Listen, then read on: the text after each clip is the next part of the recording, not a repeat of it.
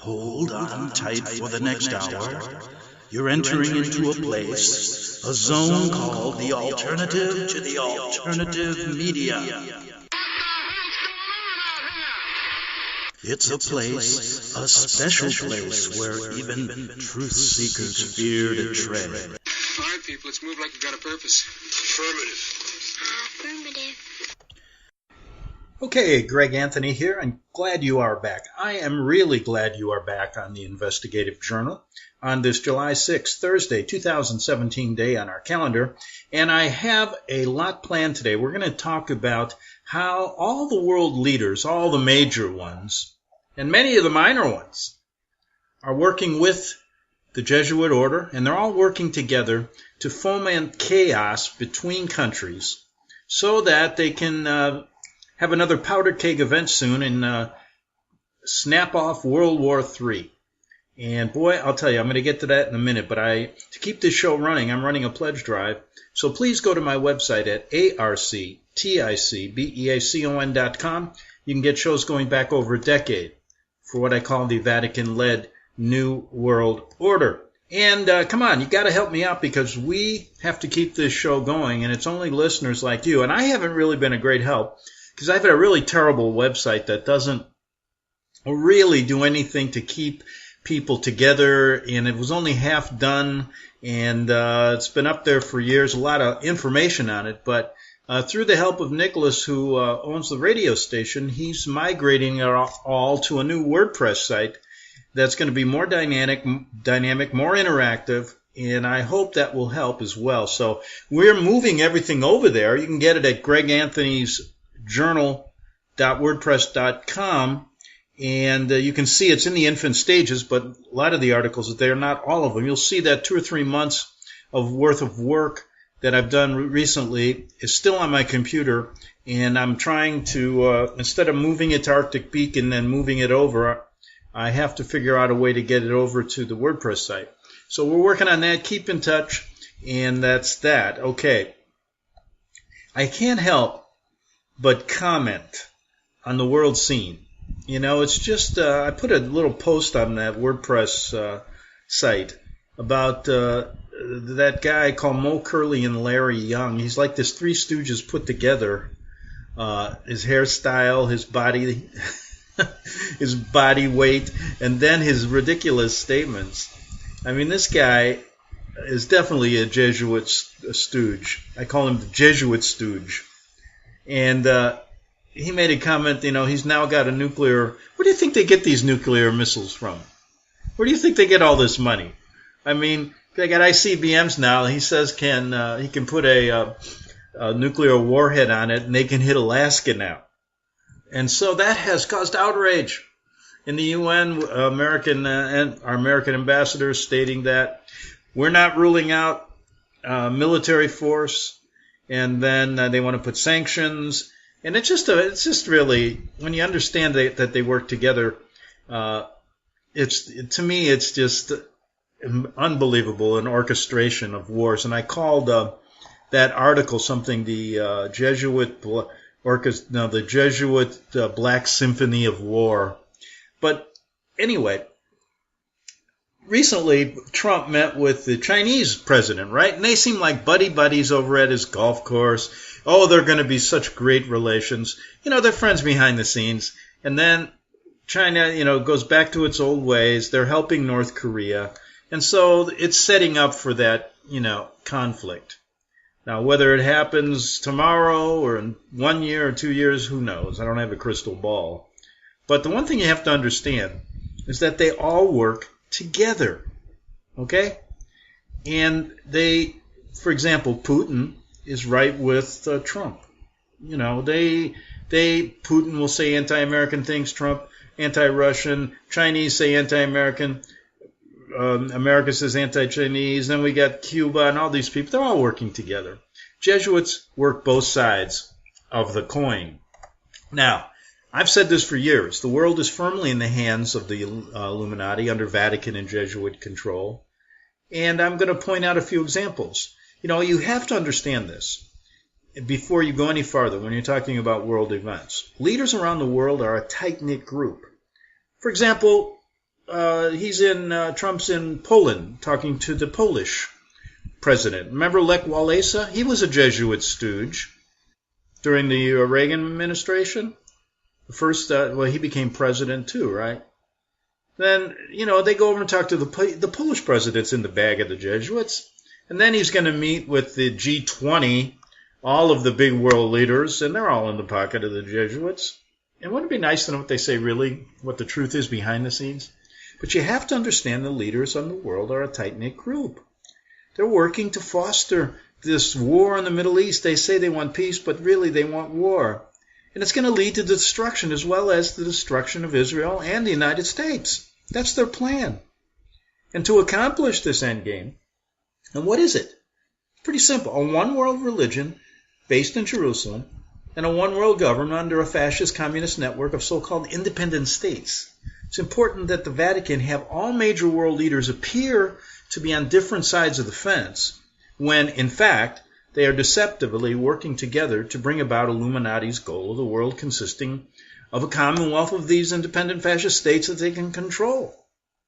I don't care what you call them, fascist, democratic, republic, it's control. In fact, for freedom here to survive, and I don't even know how much is left, Americans need to view the world completely different than what's told to them in the history books and the major television networks. Americans need to first understand they are being deceived and have been deceived for a long, long time. But looking, on the bright side, it's never too late to get to the truth, at least for yourself and for your family. And the truth is all the major leaders of the world's governments and religions are on the same evil New World Order team, with their eventual goal to destroy freedom. And unless Americans realize this now, in every way possible, they will sadly realize it late, when unfortunately it will be too late. As those people left with America's population greatly reduced by New World Order violence will wake up in a completely different America, an America draped in chains and fascism. Maybe you won't see them, but that's what it'll be. And by the way, if you read their own writings, the Vatican government of choice is fascism. So the first step is to realize satanic leaders like Trump, Putin, the Prime Minister of England, all of the leaders in Venezuela, Middle East, China, Japan, North Korea, South Korea, all are working together to instigate war and violence. Necessary for chaos, for New World Order plan to succeed, so they control both sides. They, of course, put on a completely different show in public, but that is the Vatican and Jesuit plan during this time in history, which should be labeled the Age of Deception, especially in America. Furthermore, it has been that way for a very long, long time. And in other countries of the world, it's been that way a long time. But now, it's our turn to deal with this Jesuit deception head on. Besides, most all governments and religions of the world already have been corrupted by the satanic power emanating from the Vatican. The deceivers hiding behind the name of God use a worldwide web of Masonic lodges to front the New World Order objectives and plans. Listen how one Italian insider, former high-up level member of the Masonic lodges there, describes what goes on in the political arena. And he talks about a man you probably haven't heard of. Ezio Gianculia of Italy has been working for Centro Applicazione Militare Energia Nucleare in Pisa since 1964 and has been working for this delicate department of the Vatican Illuminati dedicated to nuclear game for a long time. That's why he has been chosen as the point man for the signing of the mega contract for the construction of 5 nuclear plants in China, working together with Italian P2 Masonic members. The P2 has also numerous building projects in Shanghai, being the Chinese headquarters for the Mafia and the Illuminati projects. In Shanghai, the Russians and the Italians working for the U.S. Illuminati and the Vatican are making a lot of big deals at the moment. So here we are, folks. We're talking about this China. I mean, we got Western influences that are probably buying all those missiles over in North Korea. The plan, as I know it from discussions in the lodge, is to abandon the USA at one point when America falls while establishing a worldwide Chinese Illuminati Nazi communistic style as the only possibility. I know for a fact that this man, Gianculia, said that America is finished to me many times, and we should go and establish our wealth elsewhere, as the Illuminati will always prevail by having the Vatican backing. That's why Italy recently sent a special group, and we're going back a few years here, of Illuminati politicians, including Prime Minister, recently to China. Russia, as we know, since I spent a lot of time there, is all under Illuminati control, and 3 Freemason Grand Lodges directly controlled by the Vatican and the Illuminati have been established in India in the last several years. India is looking at by the Vatican and which is the Illuminati, as being an important new business opportunity when America eventually rendered helpless in all facets, including financial. As I learned, the stage already set up for the death of an empire, the great US of A, and it should be noted that North Korea deals directly with the Duke of Cabinda, alias Rui Gabiro, and alias Robert Lamar, or alias whatever his name is, Satan. What we need is to get the American people to understand this and try to at least protect their freedoms before it's too late. And we all will feel the brunt of this plan they have right now.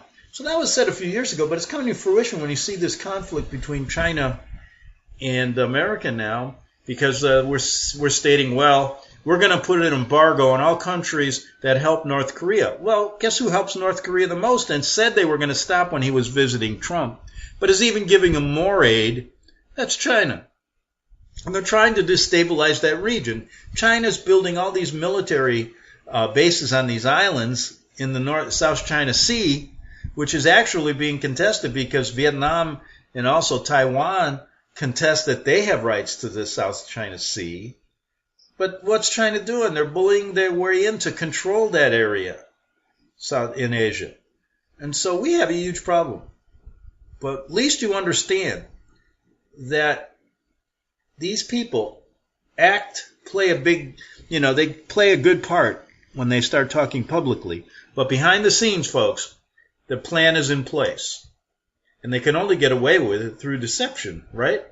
Of course. Well, listen, for the remainder of this half hour in the show, I'm going to go back to my interview with Mr. Kronzer, Phil Kronzer, the cult buster. And Phil, his story was amazing in how he found out about all the Vatican grift and all of their bilking of people over the years at Medjugorje, which was another one of those fake apparition sites. So was Fatima fake. They all are. But, even when I was talking to Phil, he was a devout Catholic, and it brought him down because him and his wife used to go to all these things, and they believed in everything. And finally, Jesuit Bishop Nilitsa got his dirty little fangs into his wife, and they had been tracking Kronzer a long time because he was a very wealthy, millionaire times over businessman outside of San Francisco. And he lost everything, his houses, his business. He pumped millions of dollars in to try to prove that his wife had been taken over by these people for the sole purpose of getting his money. And when she had the divorce papers done, that's what they hired an attorney that was connected to these people, to the Jesuits, that bilked them out of everything. And the money ended up going to what? Yes, these charities, Catholic charities, so to speak. Probably went into money that ended up funding the missiles that are in North Korea. But anyway, let's get back to Phil Kronzer. Okay, I'm going to get this going right where we left off yesterday. I hope we're not in a break. Because I was on Republic Broadcasting Network, and they took a lot of breaks. Here we go. Break back in 3 minutes on the Investigative Journal. See what did I tell you? I was just at the end of that break, so I'm going to have to pod this up.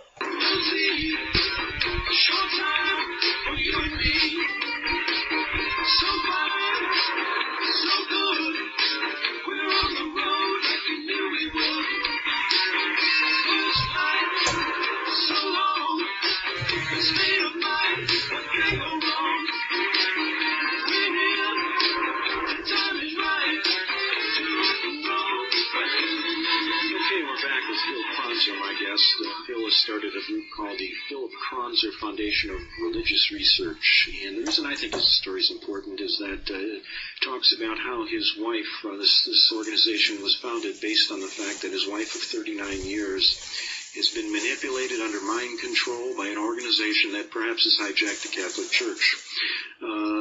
In our time, Phil, what's going on, it's easy to point fingers at President Bush and other people, and although we may find that they've committed crimes against humanity, that's not the whole problem facing us. When they're gone, there's others that just step right in, and I think the times dictate having people like yourself on, other people I've interviewed that are trying to get to the bottom of how religion and government are working hand in hand together to basically form a new world order. Am I off base when I say that? No, absolutely not. Absolutely not. There's a whole political connection here. There's no question about it. In fact, you brought it up before I go back into this Calvi thing. Yeah. When Jeff Pickett, this journalist from Liverpool, first came to California, which was it was early December of 1997. After I went over to Liverpool, I met him in Alexander, and I had two suitcases full of documents at that time they took with me, and they copied it all. At that time, we came up with a connection with a congressman, Tom Lantos of Northern California, with Medjugorje.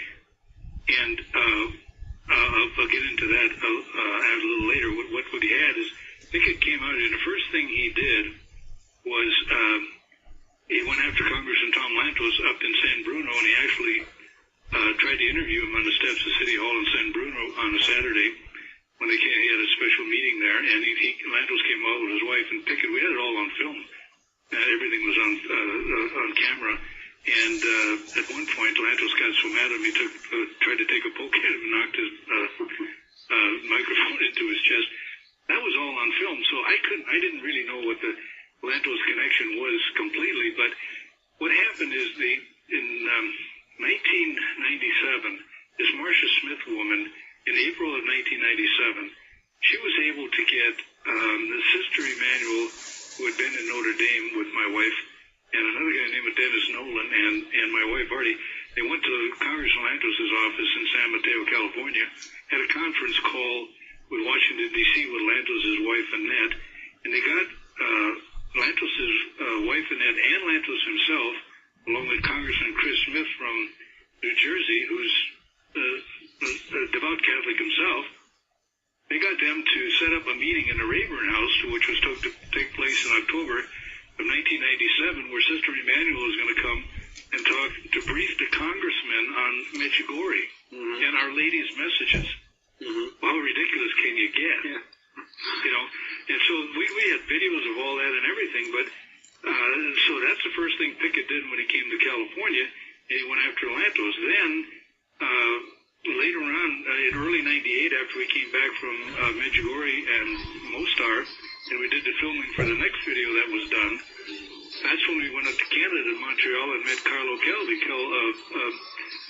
Roberto Calvi's son. Yeah, let's get back for the second big hour here on the Investigative Journal. I'm talking to Philip Kronzer. He's going to stick with us this second hour. This story just goes on and on and on.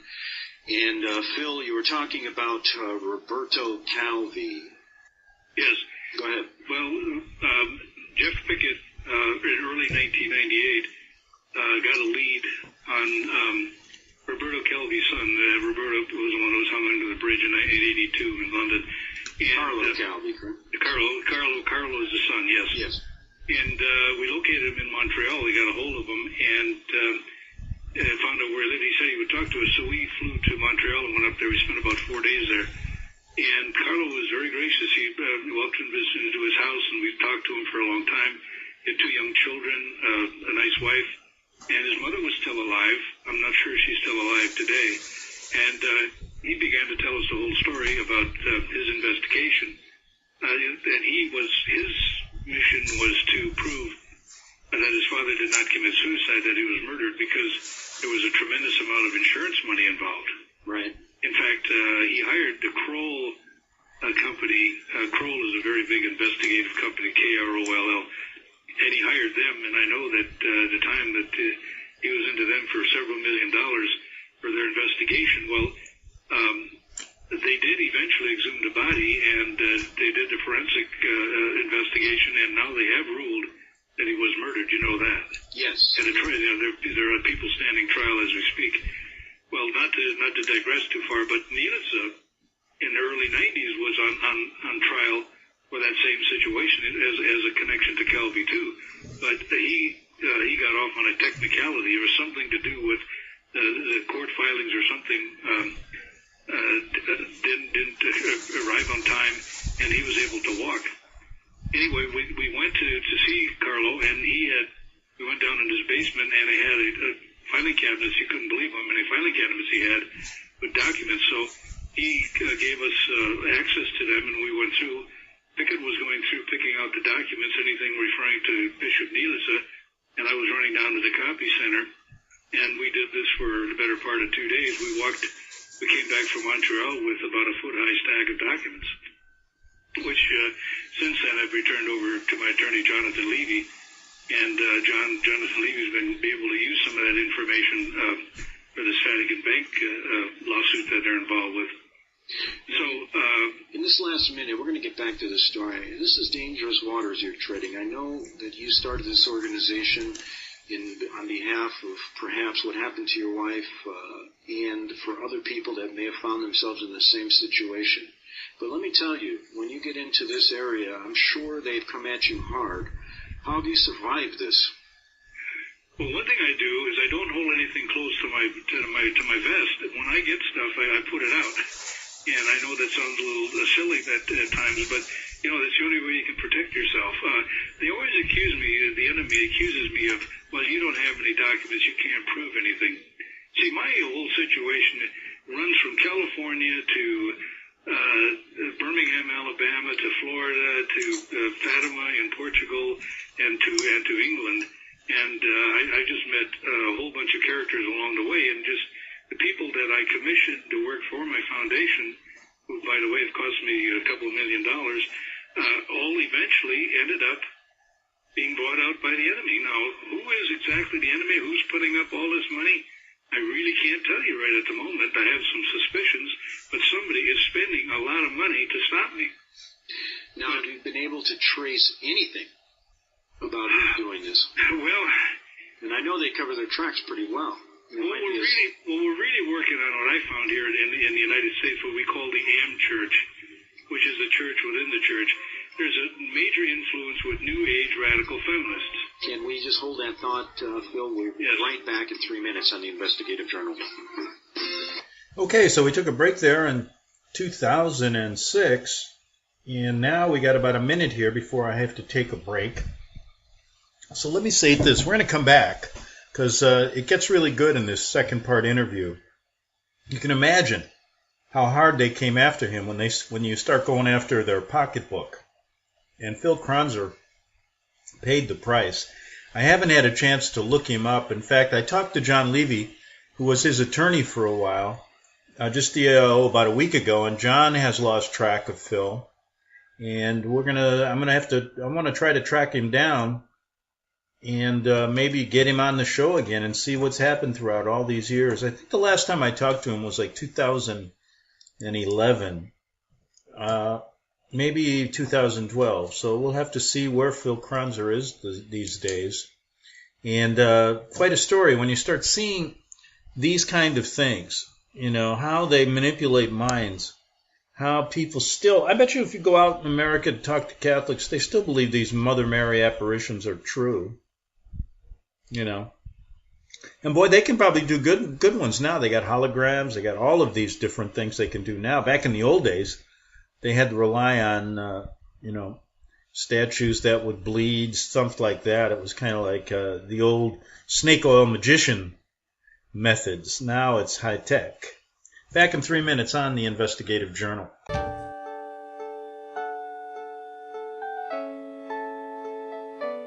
The program you are listening to is 100% sponsored by you, the listener, on this First Amendment Rights Media channel. You will notice that there are few commercials on this radio network. There's a good reason for that. Corporate advertising dollars come with strings that limit program content. So without your help, these programs cannot continue on internet.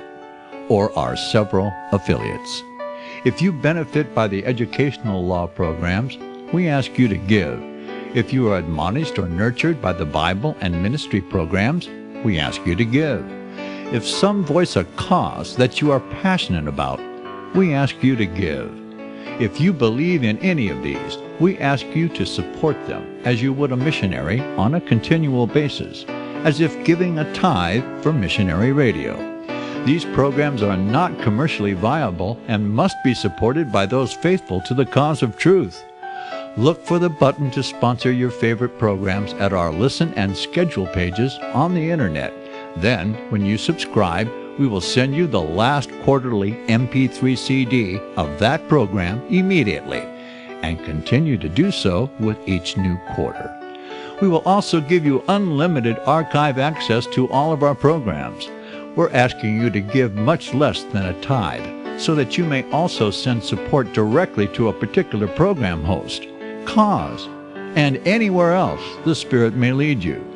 Do all to the glory of our God and Creator, for His holy nation, the only kingdom that will last forever. Thank you for listening.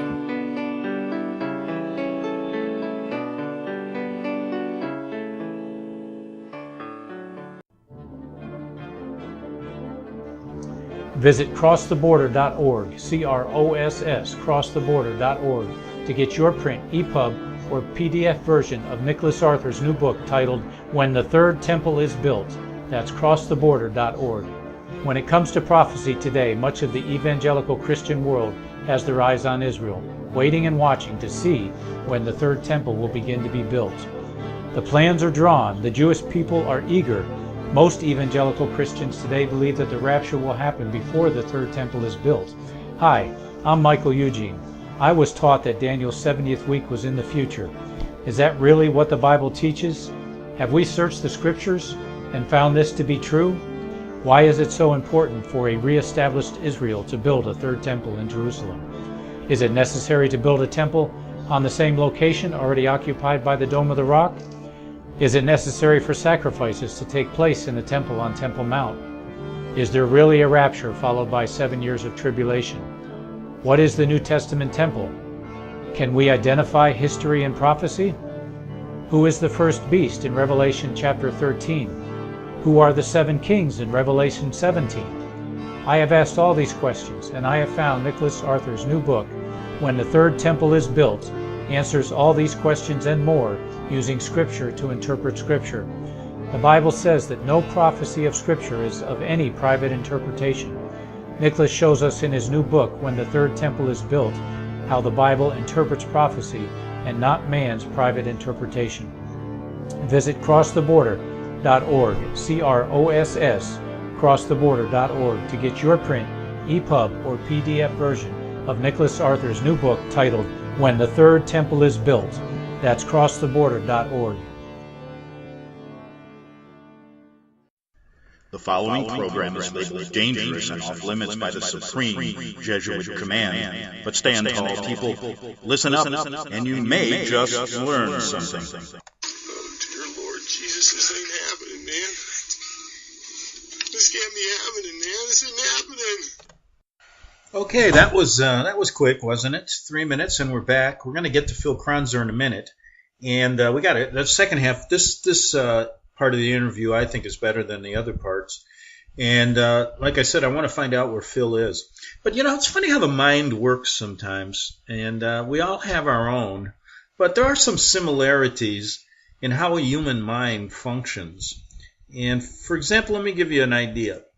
Last night, I always, maybe before I go to bed for an hour or so, after I get done with some legal work that I'm doing these days, I start thinking about what I want to do for the show the next day, right? And I'm thinking, God, I want to do a story about how people handle death. And the reason why I wanted to do that, last night I wanted to do it. As you can tell, I'm not doing it now, and I'll tell you why. So I was for sure. So I've been researching it for a while, and I was very curious how all the different Native American tribes dealt with death and some of their beliefs. And then I started thinking, the reason that I wanted to do it was not so much on the afterlife, but how you deal with death from afar. For example, every day many people die, strangers die, and you have no reaction whatsoever because you don't know them, or you don't even know they're dead. Then, of course, you have people you know through the media, and a good example of that, every year at the Academy Awards, they list the number of people that die, and there is some kind of emotional attachment there. And when you hear, for example, that Spencer Tracy died, or Gregory Peck, you have memories of certain things, right? I have a memory of Gregory Peck because I actually worked on a film set with him when I was in Rome. But there doesn't come this kind of devastating sadness. It's, of course, a sadness. And then, of course, there's the acquaintances you have as friends. And depending how close that relationship is, the amount of sadness and grief, I think, increases. But then there comes this point. For example, a couple of my acquaintances, and over the internet over the years, like Barry Chamish, and a couple others. I can remember Robert Clarkson, who I used to talk to all the time. He was an attorney who really tried to tell you that the income tax, and he really researched it great. We had some great shows, how the income tax is unconstitutional, etc., etc. And when he passed away, and then, of course, when Sherman Skolnick, I had a remembrance of what we used to talk about, and a sadness that they were gone, but it wasn't a deep, grieving sadness where it didn't lead me into any kind of tears. And I feel, I don't know how you deal with it, but that's how I felt. Now, when Tony Alamo passed away, the same thing happened. I felt sadness because I remembered all the times we were together, and I remembered that we're not going to be together anymore. And even though he was in jail at the time, I knew he was alive. So there was a sadness there. Then there comes the sadness and the grief of family. Those of you who are connected to your close family. And this kind of grief is devastating, but I believe it has a lot to do with what are you going through with them at the time. For example, when I lost my mother at 10, I didn't even know she was dying. So when she passed away, it was a shock, but I felt the sadness way after that. I mean, there were years and years of it. When my father passed away, he was 83, I hadn't seen him in a while. And I didn't go through the daily watching of him deteriorate, so to speak, physically and mentally. And so the grief was there, but it wasn't, I think, as difficult or as cumulative if you basically were with the person when they were dying. And what I mean by that is if you go through, and I've not gone through that experience very much, but I've gone through it. Now here's the real kicker. I think when you go through the death experience with someone on a daily basis, it takes a lot out of you. And I believe the grief is at the highest level there. And I really feel for people who've been with their family members, even the tragic deaths that occur in an accident or whatever, and they're with them the day of that.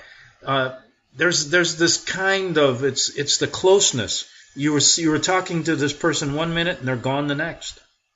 Or you've watched a person suffer for 6 or 7 months, and it takes a toll out of you.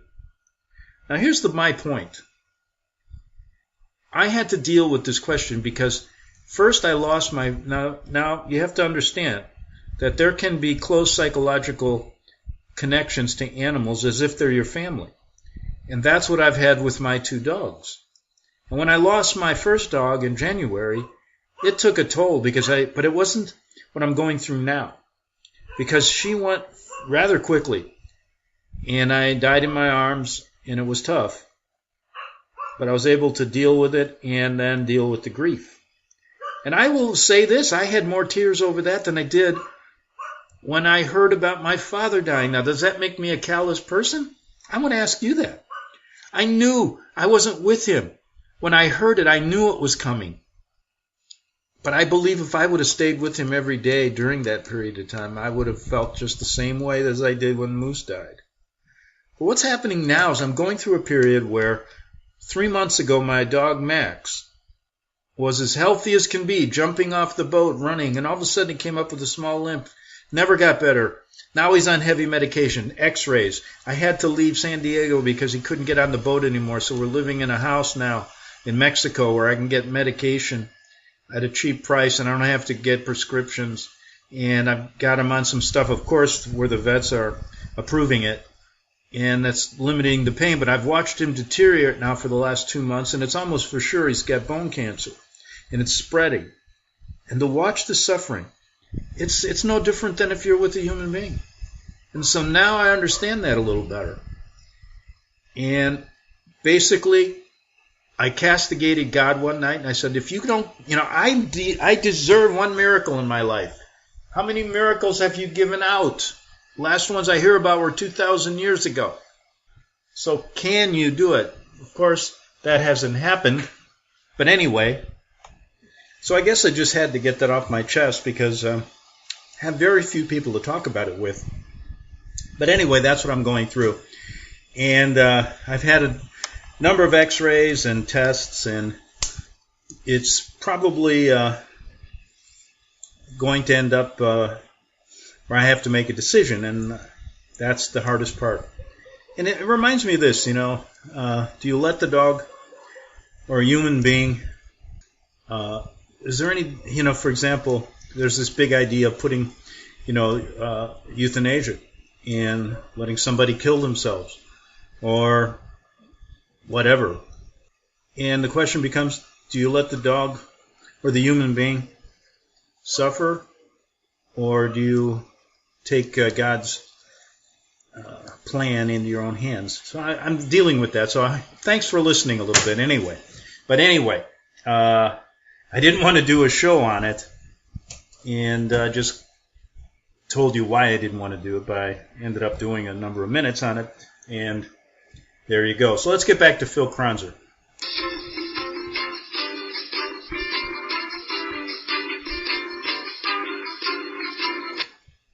Okay, I got to pod this up correctly.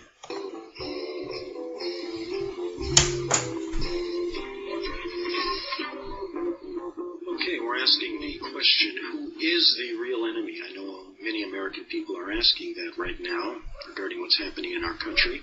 And Phil Kronzer also is asking that same question. He started a foundation for religious research after his wife was taken over by a cult related to the Medjugorje supposed sightings of the Mother Mary.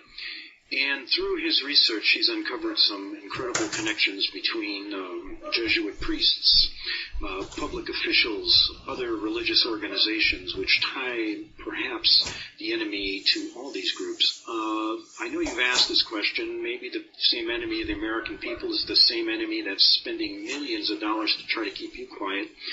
Although you may be just speculating, what do you think, Phil? You gotta at least try to figure it out. What do you think so far?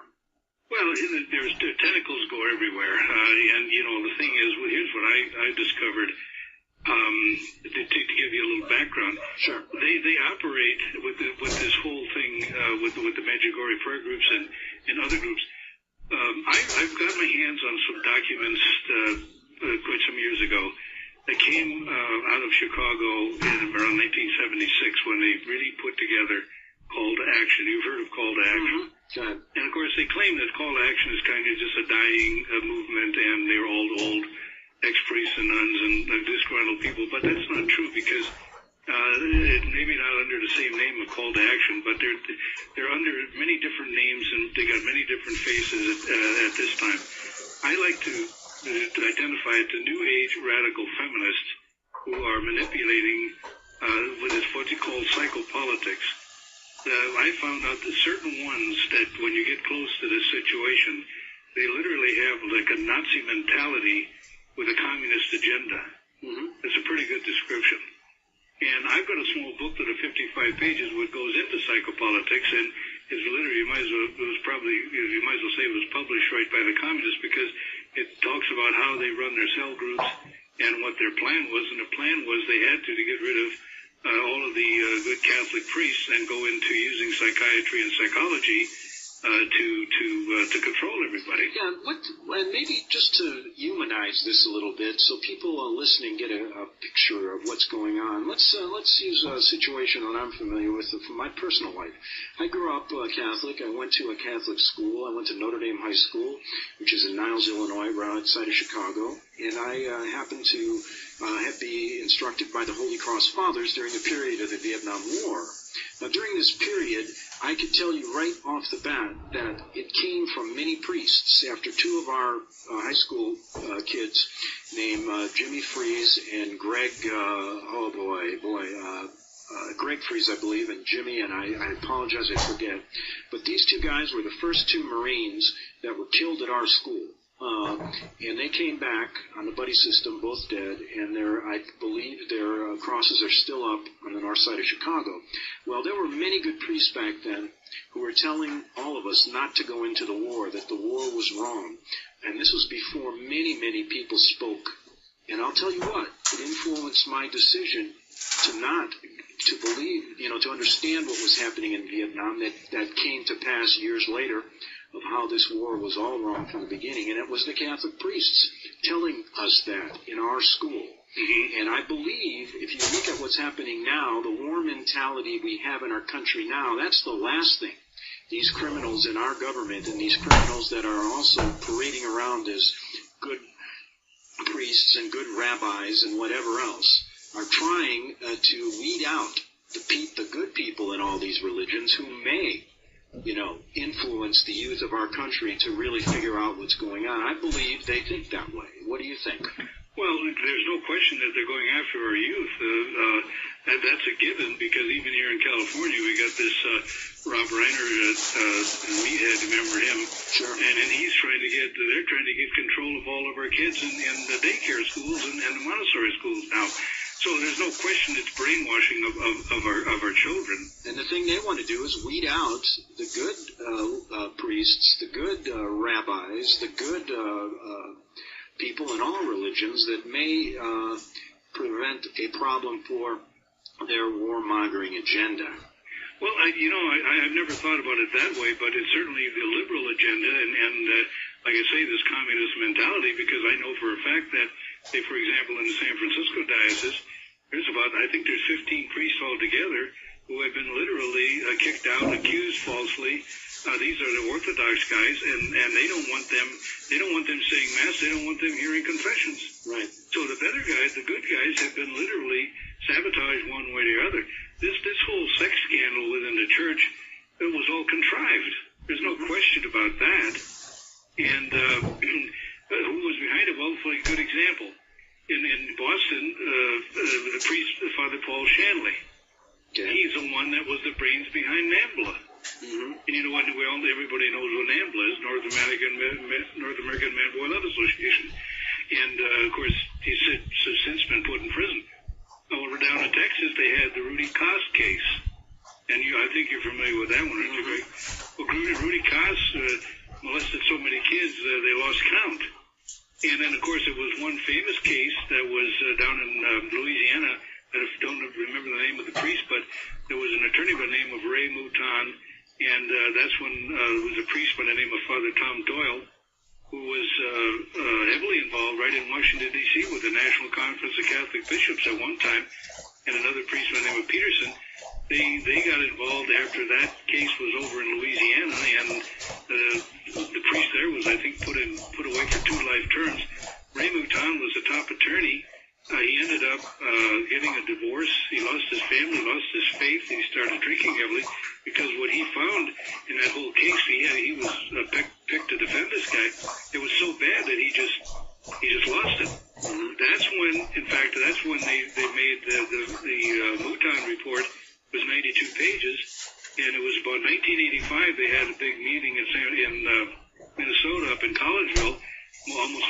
bishops were there, and they were given this document, and they were told not only how bad it was, and they said, well, you better have $1 billion laying around for what's coming your way, and they also gave them recommendations on how to handle these situations in the future, which was, when you get a report, send it to the authorities and don't touch it. And they didn't do it. They ditched the report, and they continued to cover up. Well, if you ever read Windswept House by Malachi Martin, he talked about the Lavender Mafia. And that's what you're dealing with right in the church, and it's still there. Yeah. It's a network. And you're seeing it through, researching it from the point of view, first of all, from a personal encounter. Right. And then now extending out to perhaps trying to help other people who may have found themselves in the same situation. But also, your research may serve to really figure out what this whole New World Order thing's about. Well, we're getting closer. It's not an easy subject, and it's not something that you can categorically say you're right or wrong. But, I always feel the more pieces to the puzzle we can put together, the better chance we have to figure out what's really going on. I think it extends more than just an issue of government here. We need to look other ways, because it's a perfect way to get people's attention off the right track, so to speak, is to just involve yourself in the government shenanigans that have gone on since the beginning of government, will never end, perhaps. Yeah. But they're just a little piece of the puzzle. There's more to this. And I know you mentioned, your nickname, the Cult Buster. You're also talking about satanic groups within the Catholic Church, within other religions. Touch upon that, this maybe deep-seated infiltration of maybe the worshiping of another type of God. Well, that goes back to, it goes back to the Windswept House that Malachi wrote. I think the first book he ever wrote was Hostage to the Devil. And I never read it, but I understand you can't even find that book. They've been able to literally get it off the market. Yeah, there's definitely, there's a lot of satanic stuff going on here. And Malachi wrote in Windswept House about the fact that the Black Mass that took place somewhere in the Carolinas in conjunction at the same time was timed with another one that was done right in the Vatican. And that's where a young girl was violated on the altar in the Carolinas. And we found that we got a cross-reference list later on, because the names he used in the book were fictitious names. But we got the cross-reference list, and the Mass in Carolinas was done by Cardinal Bernardine. Mm-hmm. And then, of course, Bishop Needles' name came up in there as well. And it was all about the Masons. There was a lot of things about the Masonic movement, and, of course, the Lavender Mafia. Now, there was a priest murdered in Wisconsin, Father Alfred Kuntz.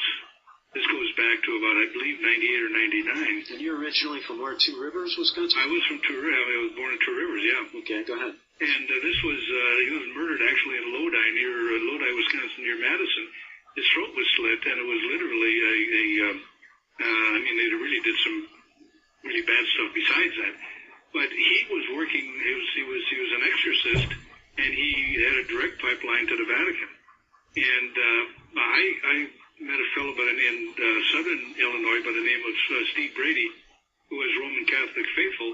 And Steve has been involved in this whole investigation with the sex scandal mainly with the bishops and priests all across the country. And they've been able to finger a few of them and actually get them removed. Well, he knew all about it. What he told me when I met him in 1999 is that there was a connection with the murder of Father Kuntz and something to do with Medjugorje, but I just haven't been able to pin it down. Well, listen, we're going to get back into that and perhaps get bacarlo Calvi story that we didn't finish in 3 minutes on the Investigative Journal.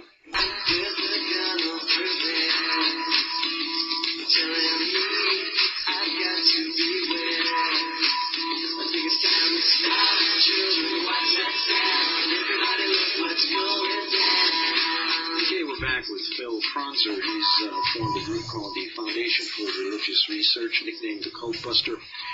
Phil, you've come up with some incredible things through your research over the years. I know you're doing this for a good purpose. What about what Carlo Calvi told you? and the information you found out? Well, of course, his main, like I say, his main focus was to prove that his father was murdered and it wasn't a suicide, which he ultimately prevailed on.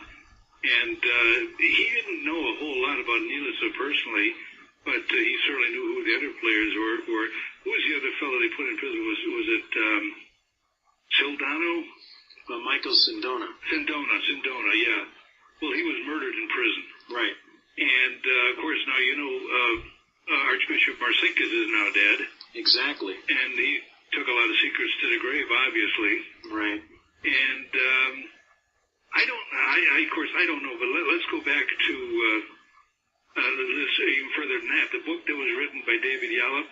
Yes, in God's Name. God's Name? Yes. Well, have you ever talked to or have you heard of Jim Rothstein? No. Okay, Jim Rothstein works for my foundation. He's a researcher. Jim and I have been together since about early 2001 when I put the foundation together. And Jim was a former New York detective, and he lives in Minnesota now. Okay. But he was heavily involved in the late 70s and through the 80s in this whole investigation into the pedophiles between, say, New York and Boston, mainly in the New England States area, including New York. And he was on a special task force. I think there were 6 guys all together working for the governor of New York, and their job was to find out, expose the pedophiles that were going on, the pedophilia that was going on, and it involved politicians, it involved priests, and it involved bishops. Mm-hmm. And Jim became good friends with Father Bruce Ritter.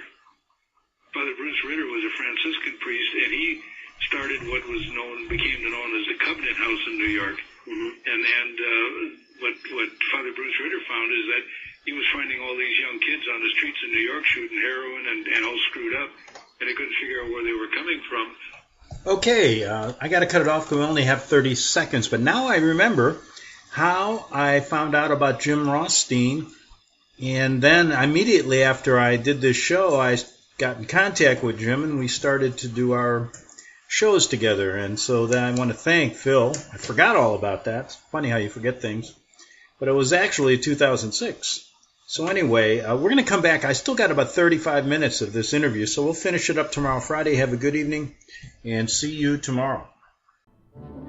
The book of Revelation says, the spirit of prophecy is the testimony of Jesus Christ. This is at the very heart of FirstAmendmentRadio.com. In that spirit, we have created the Prophecy Reality News app for all of your mobile devices, streaming First Amendment Radio 24 hours a day, 7 days a week. Available for your Apple, Android device, and smartphone, absolutely free. Get the Prophecy Reality News app installed today so you can listen to First Amendment Radio wherever you are. The Prophecy.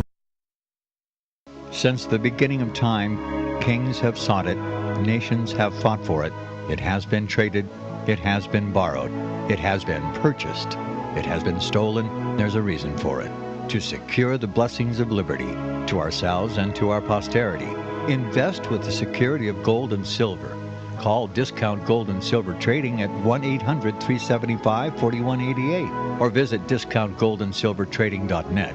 Listen to Financial Survival with your host Melody Cedarstrom right here on FirstAmendmentRadio.com at 4 p.m. Eastern or 1 p.m. Pacific Time.